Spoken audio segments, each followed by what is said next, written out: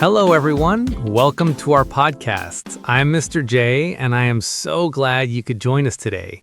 We're going to talk about something very useful, the English phrases we use every single day. And I'm May. Hi, Mr. J. I am so excited. You know, I love learning phrases that real people actually use, not just the ones we see in old textbooks. You're right, May. Sometimes textbooks can be a bit formal. Today, we want to help our listeners sound more natural. We're starting with the morning. May, are you a morning person? Oh, definitely not, Mr. J. I love my bed. My alarm goes off at 7 a.m., but I usually hit the snooze button 2 or 3 times. I think many of our listeners can relate to that. So when you finally get out of bed, what's the first thing you say to your family or roommates? Well, I usually just stumble into the kitchen and say, morning, just morning, not even good morning. Is that okay? It's perfect. In daily life, we often shorten things. Just saying morning with a smile is very friendly. But tell me, once you've had your coffee, what's a common phrase you use when you see a neighbor? I usually say, how's it going? That's a great one. How's it going? It's the same as how are you, but it feels much more relaxed. Listeners, try saying that. How's it going? Now, May, how do you usually answer that? If I'm feeling good, I say, not too bad, thanks, or I'm doing well. But honestly, Mr. J, most mornings I'm in a hurry. I'm always, what's the phrase? Running late. Ah, yes, I'm running late. This is a vital phrase. It doesn't mean you are literally running with your legs. It means you are behind schedule. For example, I'm running 10 minutes late for work. I say that almost every day. I also tell my mom I'm heading out right before I close the door. That's another natural one. I'm heading out simply means I am leaving the house now. It's much more common than saying I am departing. Departing sounds like a giant airplane. I'm definitely just heading out to the bus stop. Exactly. And once you're out the door, the next stop for many of us is the coffee shop. I know you have a specific way of ordering your drink, May. Oh, you know me too well, Mr. J. When I walk into my favorite coffee shop, I don't like to be too formal. I usually just say, can I get a large latte, please? That is the perfect way to order. Listeners, notice that May didn't say, I want. She said, can I get? It's a very polite but common way to ask for something in a shop or a restaurant. Right, and the barista, the person making the coffee, usually asks me for here or to go. And since I'm always running late, I always say, to go, please. To go is such a useful phrase. It means you want to take your food or drink with you instead of sitting down in the cafe. In some countries, they might say takeaway, but to go is very common. It really is. Once I have my coffee, I'm ready to face the world. But then I have to deal with the commute. Mr. J, do you take the bus or do you drive? I usually take the train. I like to read while I travel, but I have to make sure I catch the train on time. If I miss it, I have to wait another 15 minutes. I wish I could read. I have to catch the bus, and it's usually very crowded. Sometimes it's so full that I can't even find a seat. I just have to stand and hold on to the rail. That sounds tiring. When the bus is very full, we often say it is packed, as in the bus was packed this morning. Oh, packed, like a suitcase. That's a good word. I'll remember that. The bus was packed and I was stuck in traffic for 20 minutes. That's another great phrase, stuck in traffic. We use this when there are too many cars on the road and nobody is moving. It's a very common excuse for being late to a meeting. You can just say, sorry I'm late, I was stuck in traffic. I use that one a lot too. But while I'm on the bus, I usually send a quick text message to my colleagues. I tell them, I'm on my way.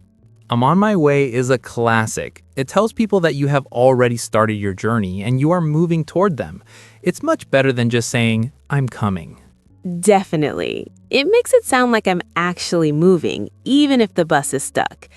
So, Mr. J, what happens when you finally get to the office? What's the first thing you do? Well, the first thing I do is check my desk. Sometimes it's a bit of a mess. I usually have to settle in before I start my real work. Settle in? I wish I could do that. As soon as I sit down, my boss usually asks me if I'm ready to get down to work.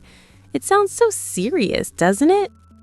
It does sound serious, but it's a very common way to say start working seriously. You might say, okay, let's get down to business, or let's get down to work. It means the fun and the chatting are over. Exactly. And the first thing I do is check my emails. I think everyone says that. But sometimes there are so many. I have to catch up on my messages from the night before. Catch up on is a great phrase for our listeners. We use it when we are behind on something and need to do it to reach the current point. You can catch up on emails, catch up on work, or even catch up on sleep. I definitely need to catch up on sleep.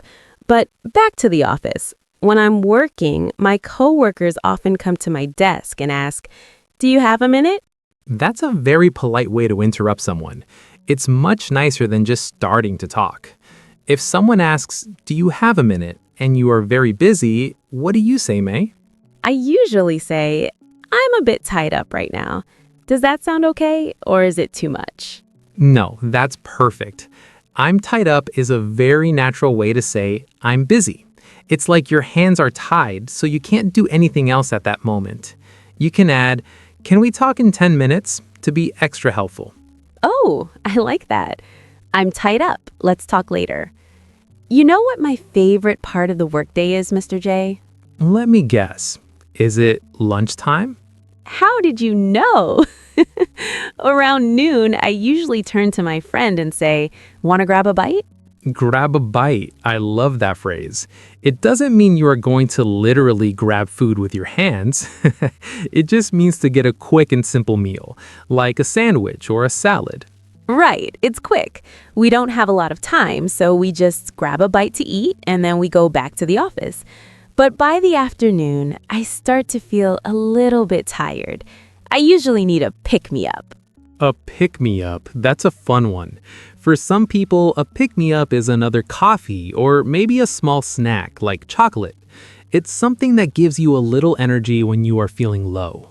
For me, it's definitely a cookie. After my pick-me-up, I can finish the rest of my tasks.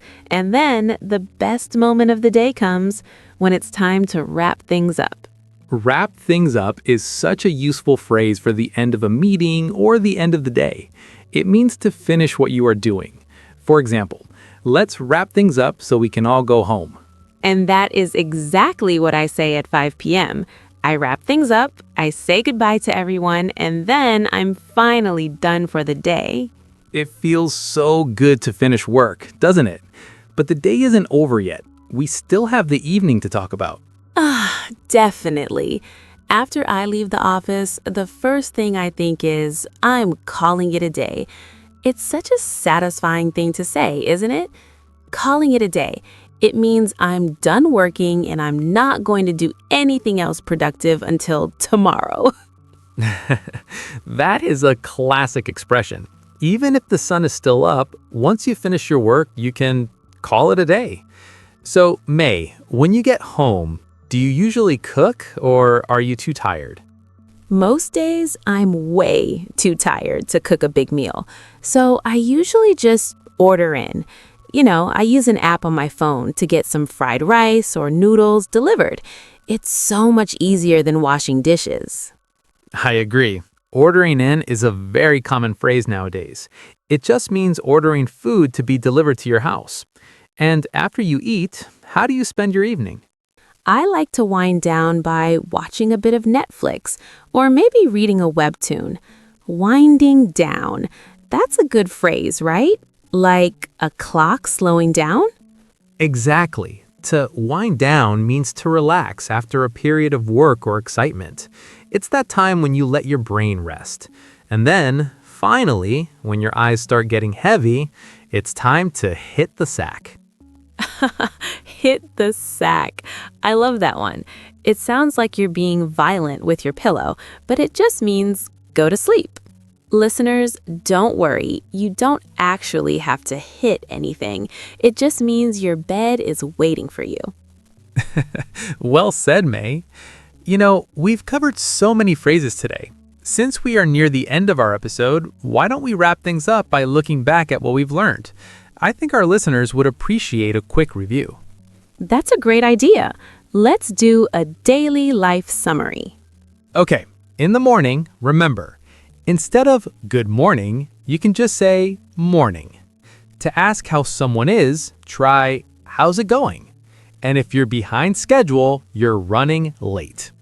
And then when you're out and about, at the coffee shop, use can I get to order.